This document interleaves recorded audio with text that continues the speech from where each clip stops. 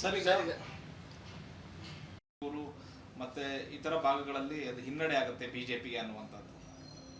ನಾನು ಮಾಧುಸ್ವಾಮಿ ಅವರ ಹತ್ರ ಇನ್ಯಾರ್ಯಾರು ಅತೃಪ್ತರಿದ್ದಾರೆ ಅವರೆಲ್ಲರ ಜೊತೆ ಮಾತನಾಡ್ತೇನೆ. ಅವರೆಲ್ಲರ ಸಹಕಾರದಿಂದಲೇ ನಾವು ಚುನಾವಣೆ ಗೆಲ್ಲಬೇಕಾಗಿದೆ. ನಾನು ಮಾತನಾಡ್ತೇನೆ ಅವ್ರ ಜೊತೆ. ಸರ್ ಸೋಮಣ್ಣಗೆ ನಮ್ಮ ಬೆಂಬಲ ಇಲ್ಲ ಅನ್ನುವಂಥದ್ದನ್ನು ಹೇಳ್ತಾ ಇದ್ದಾರೆ ಸರ್.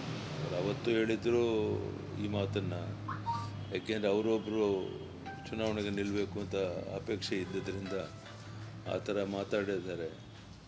ಅವ್ರ ಜೊತೆ ಮಾತನಾಡಿ ಎಲ್ಲವನ್ನು ಸರಿ ಮಾಡುವಂಥ ಪ್ರಯತ್ನವನ್ನು ಮಾಡುತ್ತೆ. ಸರ್ ಈಗ ಕೊಪ್ಪಳದಲ್ಲಿ ಸಂಗಣ್ಣ ಕರಡಿ ಅವರು ಇವತ್ತು ಸುದ್ದಿಗೋಷ್ಠಿಯನ್ನ ಮಾಡಿ ನಮ್ಮ ನಿರ್ಧಾರ ಹೇಳ್ತೀವಿ ಅಂತ ಹೇಳಿದ್ದಾರೆ. ಯಾವ ನಾಯಕರು ನೀವು ಯಾರು ಭೇಟಿ ಮಾಡಿಲ್ಲ, ಅವರಿಗೆ ಮಾಡಿಲ್ಲ ಅಂತ? ನಾನೇ 4-5 ಬಾರಿ ಕಾಲ್ ಮಾಡಿದ್ದೇನೆ, ಮಾತನಾಡಿದ್ದೇನೆ.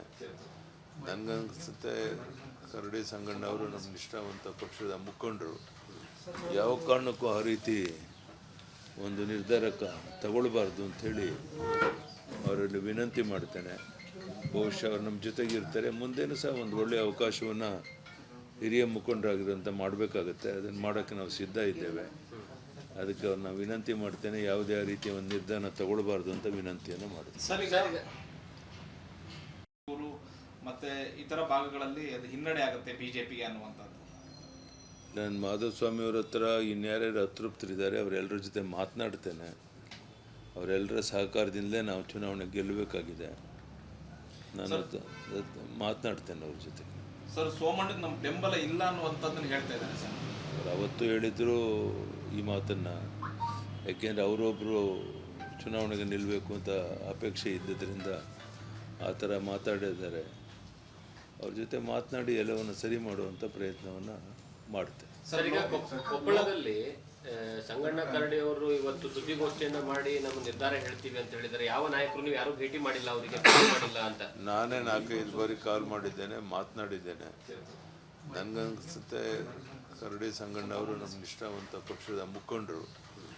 ಯಾವ ಕಾರಣಕ್ಕೂ ಆ ರೀತಿ ಒಂದು ನಿರ್ಧಾರಕ್ಕೆ ತಗೊಳ್ಬಾರ್ದು ಅಂಥೇಳಿ ಅವರಲ್ಲಿ ವಿನಂತಿ ಮಾಡ್ತೇನೆ.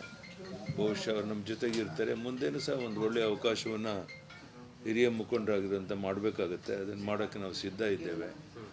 ಅದಕ್ಕೆ ಅವ್ರನ್ನ ವಿನಂತಿ ಮಾಡ್ತೇನೆ, ಯಾವುದೇ ರೀತಿಯ ಒಂದು ನಿರ್ಧಾರ ತಗೊಳ್ಬಾರ್ದು ಅಂತ ವಿನಂತಿಯನ್ನು ಮಾಡ್ತೇನೆ. ಸರ್ ಈಗ ಮತ್ತೆ ಇತರ ಭಾಗಗಳಲ್ಲಿ ಅದು ಹಿನ್ನಡೆ ಆಗುತ್ತೆ ಬಿಜೆಪಿಗೆ ಅನ್ನುವಂಥದ್ದು. ನಾನು ಮಾಧುಸ್ವಾಮಿ ಅವರ ಹತ್ರ ಇನ್ಯಾರ್ಯಾರು ಅತೃಪ್ತರಿದ್ದಾರೆ ಅವರೆಲ್ಲರ ಜೊತೆ ಮಾತನಾಡ್ತೇನೆ. ಅವರೆಲ್ಲರ ಸಹಕಾರದಿಂದಲೇ ನಾವು ಚುನಾವಣೆ ಗೆಲ್ಲಬೇಕಾಗಿದೆ. ನಾನು ಮಾತನಾಡ್ತೇನೆ ಅವ್ರ ಜೊತೆ. ಸರ್ ಸೋಮಣ್ಣಗೆ ನಮ್ಮ ಬೆಂಬಲ ಇಲ್ಲ ಅನ್ನುವಂಥದ್ದನ್ನು ಹೇಳ್ತಾ ಇದ್ದಾರೆ ಸರ್. ಅವ್ರು ಅವತ್ತು ಹೇಳಿದ್ರು ಈ ಮಾತನ್ನು, ಯಾಕೆಂದರೆ ಅವರೊಬ್ಬರು ಚುನಾವಣೆಗೆ ನಿಲ್ಲಬೇಕು ಅಂತ ಅಪೇಕ್ಷೆ ಇದ್ದದ್ರಿಂದ ಆ ಥರ ಮಾತಾಡಿದ್ದಾರೆ. ಅವ್ರ ಜೊತೆ ಮಾತನಾಡಿ ಎಲ್ಲವನ್ನು ಸರಿ ಮಾಡುವಂಥ ಪ್ರಯತ್ನವನ್ನು ಮಾಡುತ್ತೆ. ಸರ್ ಈಗ ಕೊಪ್ಪಳದಲ್ಲಿ ಸಂಗಣ್ಣ ಕರಡಿ ಅವರು ಇವತ್ತು ಸುದ್ದಿಗೋಷ್ಠಿಯನ್ನ ಮಾಡಿ ನಮ್ಮ ನಿರ್ಧಾರ ಹೇಳ್ತೀವಿ ಅಂತ ಹೇಳಿದ್ದಾರೆ. ಯಾವ ನಾಯಕರು ನೀವು ಯಾರು ಭೇಟಿ ಮಾಡಿಲ್ಲ, ಅವರಿಗೆ ಮಾಡಿಲ್ಲ ಅಂತ? ನಾನೇ 4-5 ಬಾರಿ ಕಾಲ್ ಮಾಡಿದ್ದೇನೆ, ಮಾತನಾಡಿದ್ದೇನೆ.